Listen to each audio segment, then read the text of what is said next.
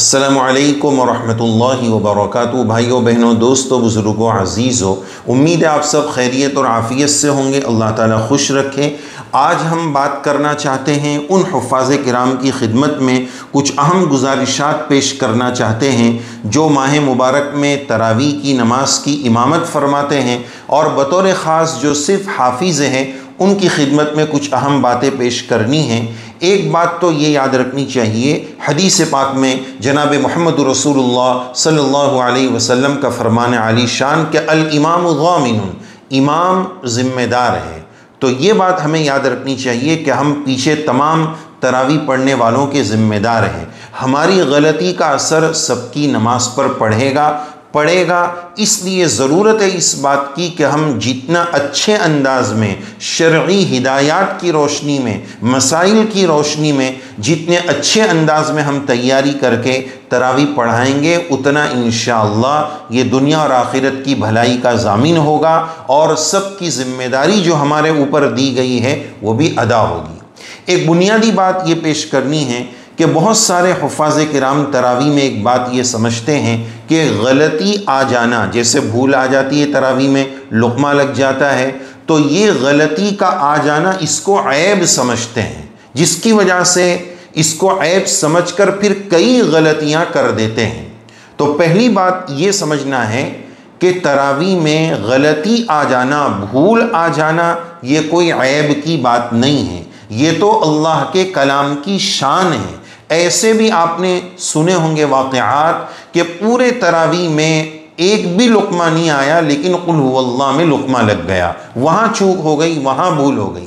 ایسی بھی مثالیں آپ کو ملے گی، یا آپ محسوس کریں گے کہ کسی دن تراویح میں ہم سنا رہے ہیں اور پڑھ رہے ہیں، اور بہت اطمینان کے ساتھ پڑھیں کہ یہ صفحہ تو مجھے بہت یاد ہے، اور جتنا یقین کے ساتھ اس کو پڑھ رہے ہیں دوسرا صفحہ اتنا یقین کے ساتھ نہیں ہوتا ہے، لیکن جہاں دل دماغ میں یہ بات آئی کہ یہ تو مجھے بہت اچھا یاد ہے، کبھی وہیں پر بھول چلی جاتی ہے۔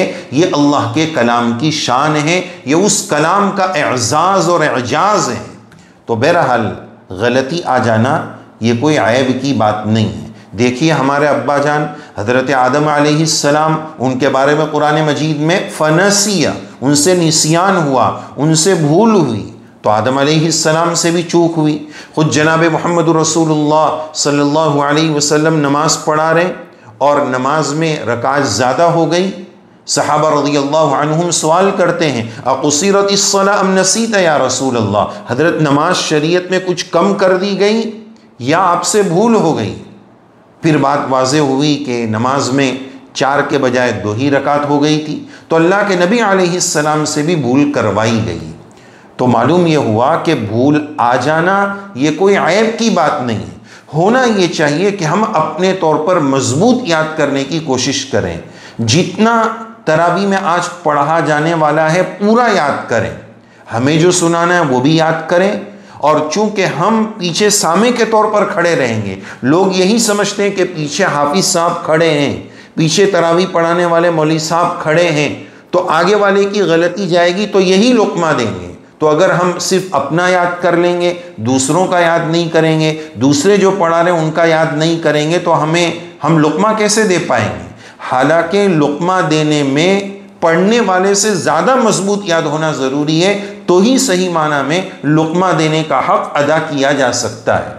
تو پیغام یہی ہے کہ پورا ہم یاد کریں، تو غلطی آ جانا عیب کی بات نہیں ہے، اچھے طریقے سے یاد کر لیں، اور پھر اس کے بعد بھول آ جاتی ہے تو اس کو اپنی انا کا مسئلہ نہ بنائیں۔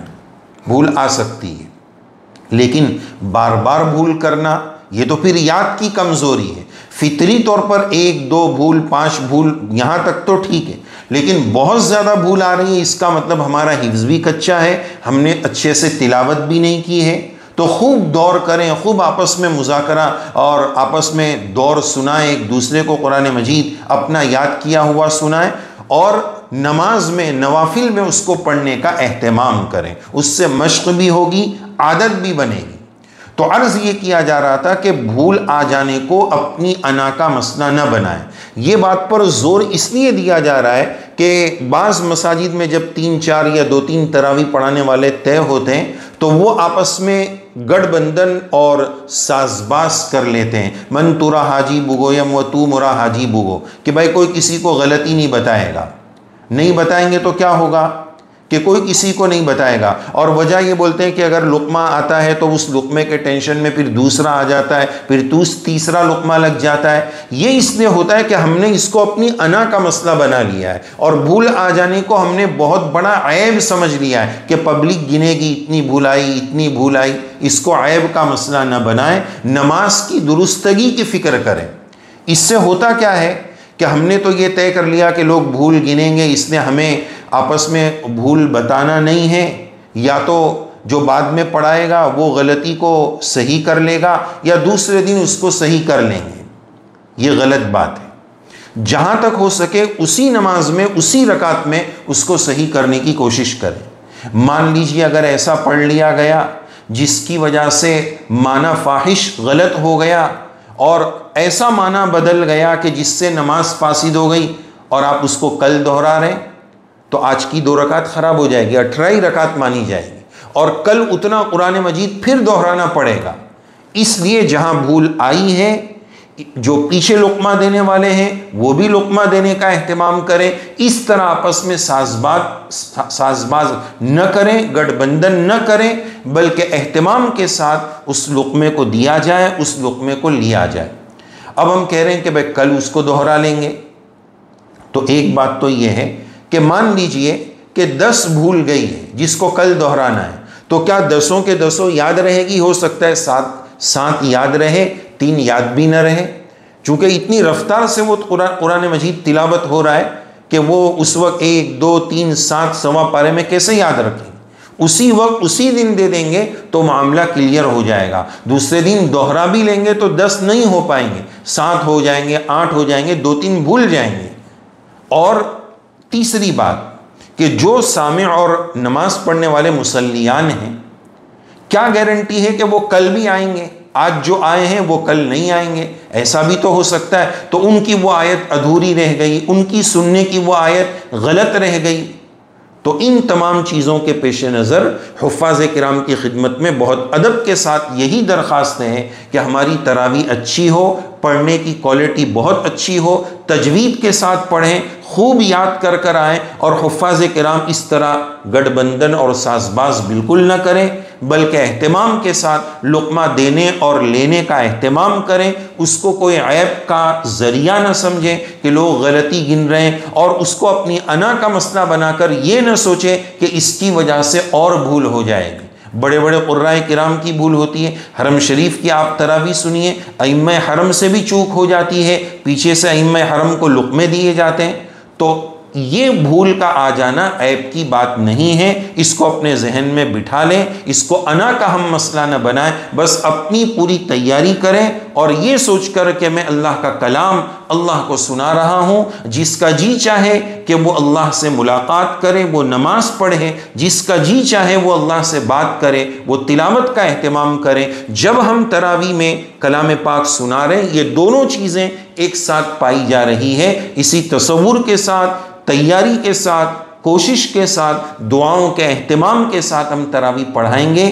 انشاءاللہ اللہ تعالیٰ کی مدد آئے گی. رب کریم سے دعا ہے اللہ تعالیٰ ہم سب کو سچا پکا حافظ قرآن، عالم قرآن، داعی قرآن، ناشر قرآن، عاشق قرآن مجید بنائیں. اللہم اجعل القرآن ربیع قلوبنا. تو یہ بہت اہم پیغام حفاظ کرام تراویح پڑھانے والوں کی خدمت میں ہم پیش کرنا چاہتے تھے کہ اس طرح بہت ساری مسجدوں کے بارے میں یہ بات ملتی ہے کہ وہاں لقمے زیادہ دیے نہیں جاتے، بس اس کو دوہرا لیا جاتا ہے. تو اس میں یہ تمام خرابیاں ہو سکتی ہے. یا تو نماز فاسد ہو جائے گی تو بھی پتہ نہیں چلے گا، اسی طرح اگلے دن سب مقتدی آئے وہ اس کی کوئی گارنٹی نہیں ہے، اور بھی مسائل ہو سکتے ہیں. تو بہرحال کہنے کا خلاصہ یہ ہے کہ صحیح انداز میں ہماری تراویح ہو، قرآن مجید کی تلاوت ہو. اللہ تعالی ہم سب کو کہنے سننے سے زیادہ توفیق عمل سے نوازے.